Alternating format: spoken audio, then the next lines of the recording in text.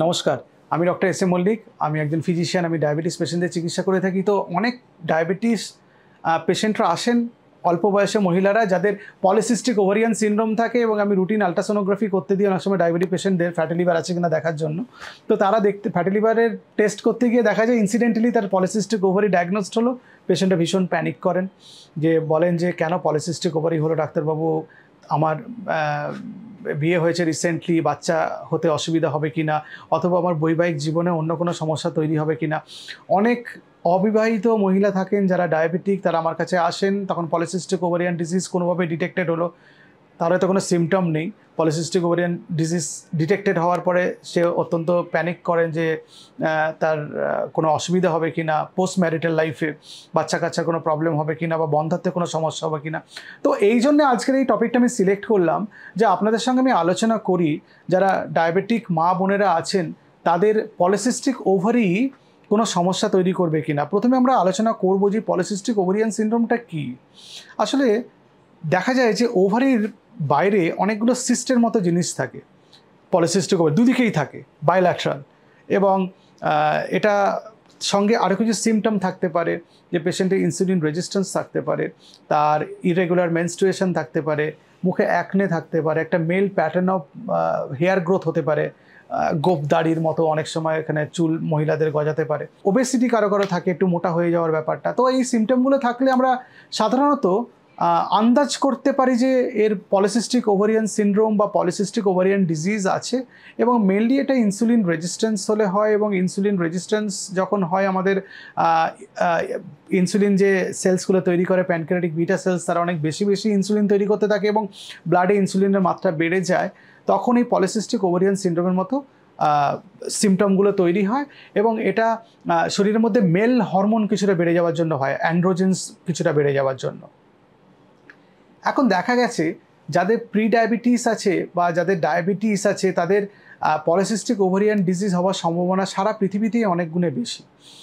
কারণ ডায়াবেটিস হয় lack of physical activity, এবং অস্বাস্থ্যকর খাবার খাওয়া তার সঙ্গে আছে, কিছু জেনেটিক লিঙ্ক থাকে, হেরিডিটারি, সেই সব ব্যাপারের সঙ্গেও তো এই পলিসিস্টিক ওভারিয়ান ডিজিজ খুব সম্পর্কিত।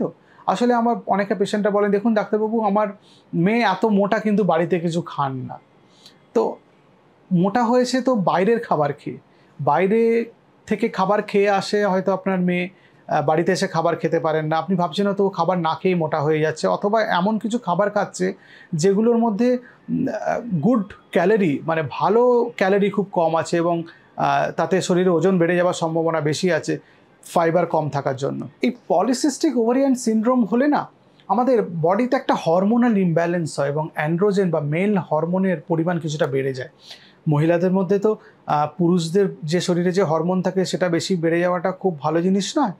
তো এই মেল হরমোনটা বেড়ে যাওয়ার জন্য মহিলাদের ওই যে সিমটমগুলো হয় আর কি, হার্সুইটিজম বলে, চুল গজিয়ে যাওয়া বা অ্যাকনে হওয়া, এইসব প্রবলেমগুলো হয়। আর ইনসুলিন রেজিস্ট্যান্স যখন রিসেপ্টর লেভেলে হয়, যে ইনসুলিন কাজ করতে পারছে না, ফ্যাট সেলস বা লিভার সেলে হোক, ইনসুলিন তো অনেকটা চাবির মতো, চাবিটা খুললে তবে তো গ্লুকোজ ওই সেলসটার মধ্যে ঢুকবে। ইনসুলিন যখন কাজ করতে পারে না, তখন সেলগুলো সিগন্যাল দেয় বোধহয় বডিতে ইনসুলিন নেই, হয়তো চাবিটা হারিয়ে গেছে। তখন চাবি তৈরি করার যে সেলসগুলো আছে, প্যানক্রিয়াটিক বিটা সেলস, সেগুলোকে স্টিমুলেট করতে থাকে, এবং তার জন্য বেশি ইনসুলিন তৈরি হয় এবং ইনসুলিন ব্লাডে বেড়ে যায়। এটাও আরেকটা পলিসিস্টিক ওভারিয়ান সিনড্রোমকে আরও অ্যাগ্রাভেট করে দেয়। তবে মেয়ো ক্লিনিক একটা অন্য কথা বলছে। তারা বলছে যে একটা লো গ্রেড ইনফ্লামেশন হয়। আমি এই প্রদাহ বা ইনফ্লামেশন নিয়ে, ডায়াবেটিসের ইনফ্লামেশন নিয়ে আগে অনেক ভিডিওতে আলোচনা করেছি, আপনারা জানেন কিছুটা। তো কিছুটা এই প্রদাহ বা ইনফ্লামেশনের জন্য পলিসিস্টিক ওভারিয়ান সিনড্রোম হয়, এবং এর সঙ্গে একটা স্ট্রং অ্যাসোসিয়েটেড হেরিডিটারি ফ্যাক্টর থাকে। মনে করুন মা বা দিদিমা বা পিসি বা এদের একটা পলিসিস্টিক ওভারিয়ান সিনড্রোমের একটা টেন্ডেন্সি ছিল, বা পলিসিস্টিক ওভারিয়ান ডিজিজ ছিল, তাই সেই জন্যই আপনার যার পলিসিস্টিক ওভারিয়ান সিনড্রোম হচ্ছে তার ক্ষেত্রে এটা এসছে, এই ট্রেটটা একটা স্ট্রং একটা হেরিডিটারি কানেকশন অনেক ক্ষেত্রে লক্ষ্য করা গেছে, এবং স্টাডিতেও সেটা প্রমাণিত হয়েছে। 2018 সালে একটা স্টাডি হয়েছিল, দেখা গেছে যেসব মেয়ে ভ্রূণ, পেটের মধ্যে যখন মেয়ে ভ্রূণ থাকে, তারা যখন অ্যান্টি মুলেরিয়ান হরমোনে বেশি এক্সপোজড হয়, তাদের পলিসিস্টিক ওভারিয়ান সিনড্রোম হওয়ার সম্ভাবনা বেশি। এটাও একটা রিস্ক ফ্যাক্টর। আর সারা পৃথিবীতে প্রায় 3% থেকে 25% মহিলার 3% থেকে 25%, মানে বুঝতে পারছেন প্রায় 100 জনের মধ্যে 20-25 জনের পলিসিস্টিক ওভারিয়ান ডিজিজ হওয়ার সম্ভাবনা বেশি, মানে অনেকটাই প্রিভ্যালেন্ট। এটা এটা অনেকটা কমন, মানে গাইনোকোলজিস্ট এবং ফিজিশিয়ানদের কাছে পলিসিস্টিক ওভারিয়ান ডিজিজ খুব কমন একটা রোগের মধ্যে পড়ে। পলিসিস্টিক ওভারিয়ান ডিজিজ হলে আমরা আতঙ্কিত হই কেন? একটা আতঙ্কিত হয়তো ইউএসজিতে একটা সিস্টের মতো ওভারিতে পাওয়া গেলে, কিছুই সিস্ট আমরা শুনলে অত্যন্ত আতঙ্ক আমাদের মধ্যে তৈরি হয় এবং আমরা খুব উদ্বেগে ভুগতে থাকি যে কেন একটা সিস্ট হলো। সেটা কিডনিতে সিস্ট, লিভারে সিস্ট, লাংসের সিস্ট হতে পারে, শরীরের অন্য কোনো জায়গায় সিস্ট হতে পারে। সুতরাং ওভারি বা ডিম্বাশয়ও বাদ যায় না। আর একটা ইম্পর্ট্যান্ট ফ্যাক্টর মহিলাদের ক্ষেত্রে, সেটা হচ্ছে তাদের মেনস্ট্রুয়েশনের গন্ডগোল হয়। ইররেগুলার মেনস্ট্রুয়েশন হতে পারে, মেনস্ট্রুয়াল অ্যাবনর্মালিটি। আর সবথেকে বড় যে প্রবলেমটা হয় সেটা হচ্ছে ইনফার্টিলিটি বা বন্ধ্যাত্বের। সুতরাং এটাকে কন্ট্রোল করার দরকার। পলিসিস্টিক ওভারিয়ান ডিজিজ একটা লাইফস্টাইল ডিজিজ, তো এটাকে আপনারা চাইলে কন্ট্রোল করতে পারবেন এবং কিছু ওষুধ ডেফিনেটলি আছে, কিন্তু আমি এমফাসিস করি, পেশেন্টদের বলি এবং তাদের স্ট্রেস দিই অন ডায়েট, অন এক্সারসাইজ। তাদের যাতে এক্সারসাইজ করেন, তারা যাতে ভালো খাবার দাবার খান, হেলদি ফুড খান, ফাইবার যে খাবারে আছে, যে খাবারে গুড নিউট্রিয়েন্টস আছে, যে খাবারে কমপ্লেক্স কার্বোহাইড্রেট আছে, রিফাইন্ড কার্বোহাইড্রেট, প্রসেস ফুড এগুলো বাদ দিতে বলি, কোল্ড ড্রিঙ্ক, জাঙ্ক ফুড এগুলো বাদ দিতে বলি, পিৎজা, পাস্তা, নুডলস এই সবগুলো একটু অ্যাভয়েড করতে বলি, কারণ এগুলো তো প্রসেস ফুড, এর মধ্যে ফাইবার কম। এগুলো খেলে পলিসিস্টিক ওভারিয়ান ডিজিজ হওয়ার সম্ভাবনা বেশি, কারণ শরীরে ওজন বেড়ে যাবে। শরীরে ওজন বেড়ে গেলে ইনসুলিন রেজিস্ট্যান্স হবে। ইনসুলিন রেজিস্ট্যান্স হলে যে পদ্ধতিতে পলিসিস্টিক ওভারিয়ান ডিজিজ হয় একটু আলোচনা করলাম, সেই জিনিসটা হবে। যাদের পলিসিস্টিক ওভারিয়ান ডিজিজ আছে তাদের দেখা গেছে ভবিষ্যতে ডায়াবেটিস হওয়ার সম্ভাবনা বেশি। এটাকে ইম্পর্টেন্ট রিস্ক ফ্যাক্টর হিসেবে দেখা হয়েছে।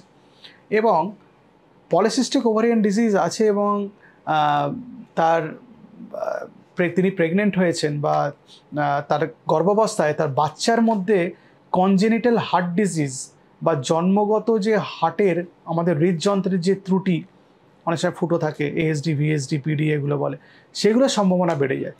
সেই জন্য পলিসিস্টিক ওভারিয়ান ডিজিজ থাকলে সেটাকে কন্ট্রোল করতে হবে এবং বাচ্চা নেওয়ার আগে গাইনোকোলজিস্টের সঙ্গে কথা বলতে হবে এবং বাচ্চা যখন পেটের মধ্যে বড় হচ্ছে মাঝে মাঝে স্ক্রিনিং করে দেখতে হবে যে বাচ্চা ঠিক আছে কিনা, বাচ্চার কোনো অসুবিধা আছে কিনা।